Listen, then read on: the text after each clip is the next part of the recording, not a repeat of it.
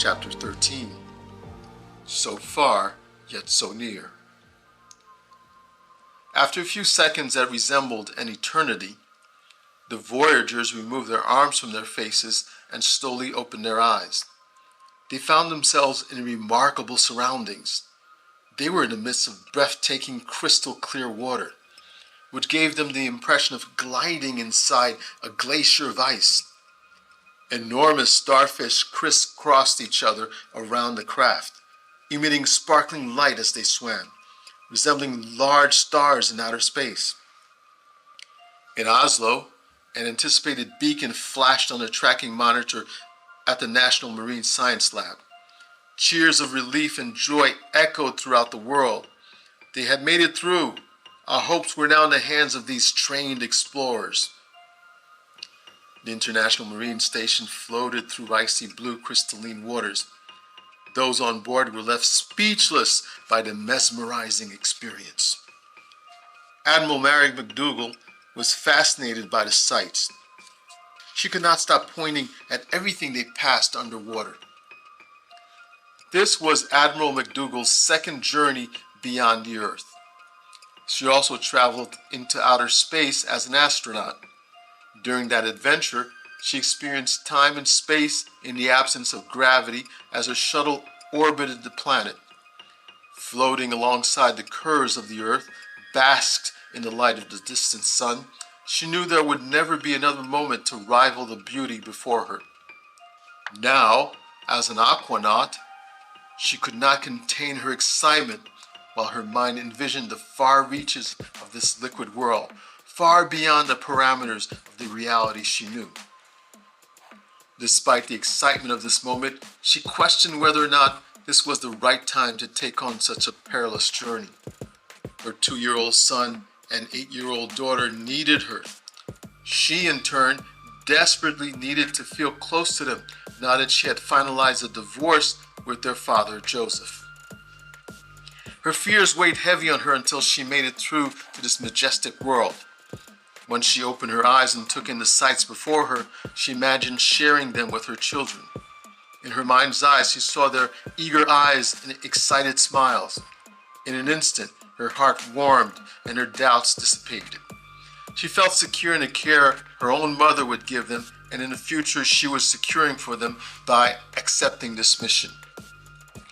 Now, in the quiet of the panorama, as the vessel floated through the waters, Mary was able to piece together the events that led to this moment in her life.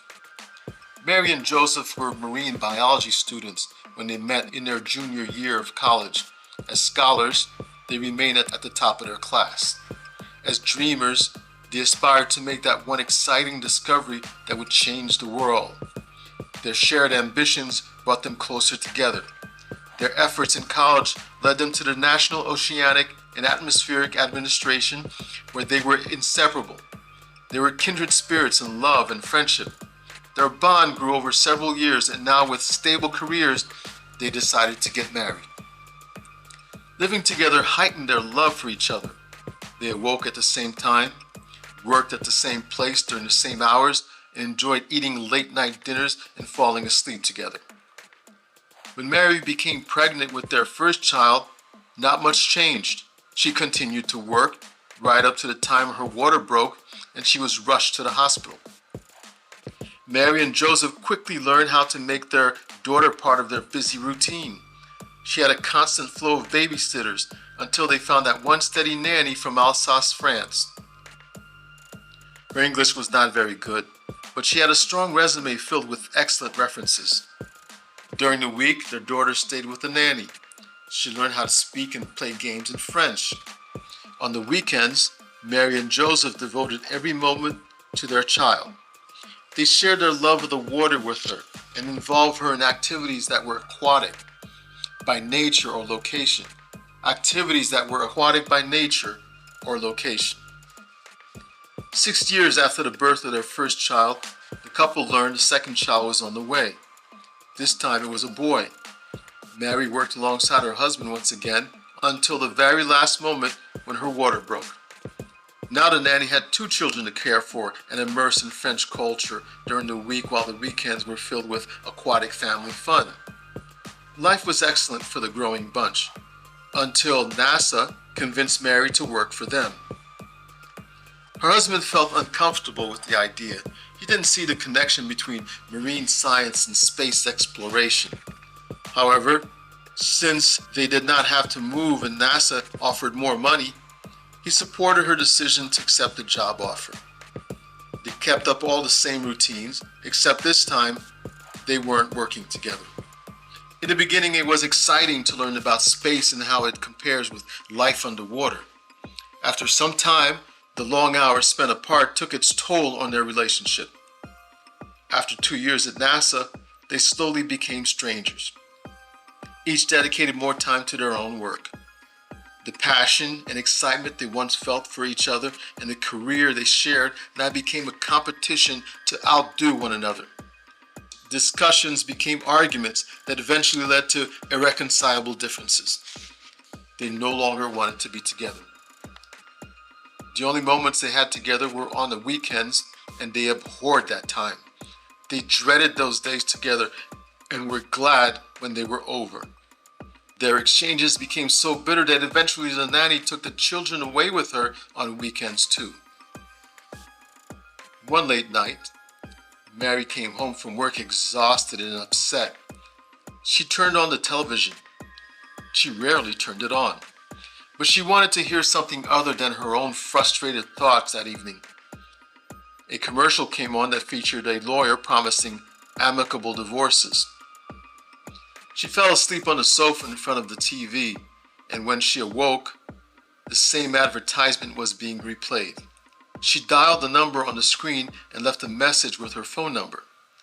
The attorney returned her call, and they agreed on the execution of an amicable divorce.